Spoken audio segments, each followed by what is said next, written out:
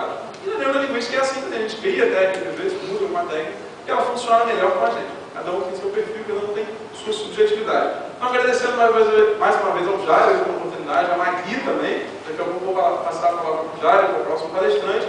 E no final do dia também vocês vão ter a palestra do Sandro, que é complementar essa aqui. Então, se alguém tiver alguma pergunta para deixar, algum comentário, por favor. Música barroca pode apoiar no processo de aprendizagem, sim. Mas aí sim, é o que eu estou dizendo da técnica. Cada pessoa vai ter um esquema cognitivo. Eu, por exemplo, não gosto de música, independente do som. Porque o ruído me atrapalha a concentrar. Tem gente que só consegue estudando, ouvindo alguma coisa. Mas, de modo geral, pesquisas mostram que a música barroca, Mozart, ajuda no processo de aprendizagem. Diga. Dentro dos sistemas representacionais, visual, auditivo e sinestésico, certo? Então, se eu sou mais visual, né, os meus esquemas mentais que eu iria escolher para a aprendizagem seriam mais visuais. Isso não estaria, só uma interrogação, certo? Isso não estaria, vamos dizer assim, facilitando a atrofia dos outros dois, ou isso mexeria com a minha criatividade se eu, de repente, escolhesse os outros dois menos desenvolvidos para... Uma boa pergunta. Detalhe, o seu momento atual de vida pode ter preferência para o sistema representacional, visual, sinestésico ou auditivo. Não significa que o uso daquele sistema constante vai atrofiar os outros. Porque nós temos esse sentido, a não ser que você fique cega ou perca a audição. Então, a não ser que você tenha um bloqueio da captação desse sentido, você vai constantemente estar utilizando. O ideal, qual é? É a sinestesia com S. O que é a sinestesia com S? A junção de mais de um sentido. Então, se você tem condições de em uma aprendizagem, um contexto de aprendizagem, ter a captação visual, auditiva e sinestésica, isso potencializa a aprendizagem.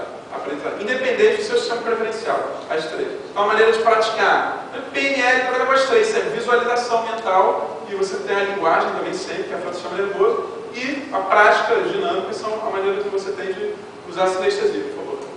Só assim, alguma bibliografia que possa aprofundar isso para quem tem mais interesse, quer enriquecer mais o conhecimento. Conhece alguma já específica? Ah, sim, mas é difícil de achar. Tem um livro que é difícil de achar que chama Revolucionando o Aprendizado. É excelente. Da editora. Saiba usar a cabeça para Soluções, né? Eu não sei se eles. Não, eles não têm técnicas específicas. Tem um curso que vai ter em outubro no Rio e em Brasília também. Vai ser comigo e com o Alberto Delisa, que é o campeão de memória. Então, nesse curso aí sim são destrinchados vários esquemas. E tem livro dele também, anota o nome dele, Alberto Delisa, que ele tem livros específicos sobre técnica de memorização. Diga, por favor, Alberto. Alberto Assis. Pode falar. Lucas, em primeiro lugar, queria parabenizar pela sua apresentação. Você é brilhante, viu? Obrigado. Muito bom, fico orgulhosa de ver um menino tão novinho, assim, tão brilhante.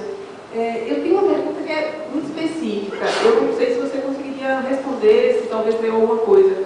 E fique à vontade, inclusive, para pedir ajuda aí ao Jairo, que é médico, porque é uma questão que eu tenho há bastante tempo.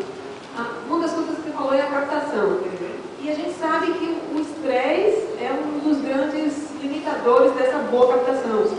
Em um determinado artigo, eu li que era por conta da quantidade de adrenalina e cortisol que impede o hipocampo de fazer o registro, que é a segunda fase que você falou, consolidação, né? Por outro lado, no momento do trauma, o impacto é enorme e, ao mesmo tempo, a quantidade de adrenalina e cortisol na corrente sanguínea também está muito alta. Então, detalhe, existem vários, a nível pedagógico, existem vários tipos de memória. Agora, a memória não está concentrada só no hipocampo. Então, uma memória traumática, por exemplo, é tipo um imprint do sistema nervoso, o impacto emocional.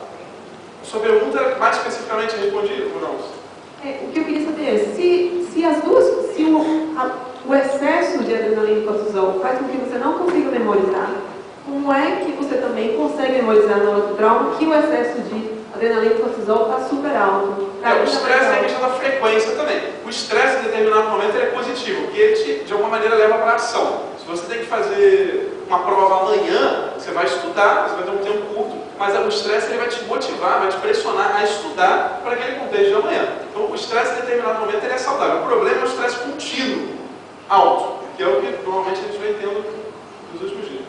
Já deve ter alguma coisa para comentar. muito estresse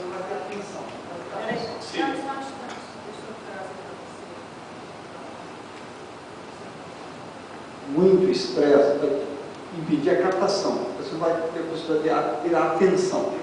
Agora, um trauma, você tem um estado muito forte do sistema nervoso, vai estimular muito, então você vai criar uma memória, vai estimular muito, vai excesso de estímulo. Excesso de estímulo emocional maior. É isso? O estado. Você lembra muito de coisas muito boas e coisas muito ruins, porque é um estímulo muito grande. E aí é uma coisa muito sensorial. Foi mais ou menos? Aqui, alguém mais, gente? Ouvir informações, você não vídeo e ouvir as informações. A gente tem a questão da captação e a produção. Não tem, nunca estudei especificamente sobre memória durante o sono. Alguém?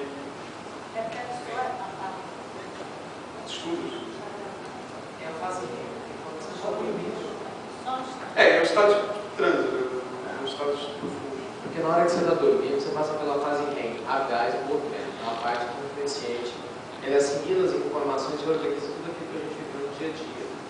A ideia que algumas pessoas fazem é colocar gravações do que você estudou e você dorme, ouvindo aquelas gravações. Você vê que tem gente que, quando vai dormir, dorme assistindo TV, ouvindo determinada música. A gente passa o dia todo seguinte lembrando sistematicamente daquela música. Mas a fase REM ela só é potencializada se você, ao estudar durante o dia, sempre que você acorda,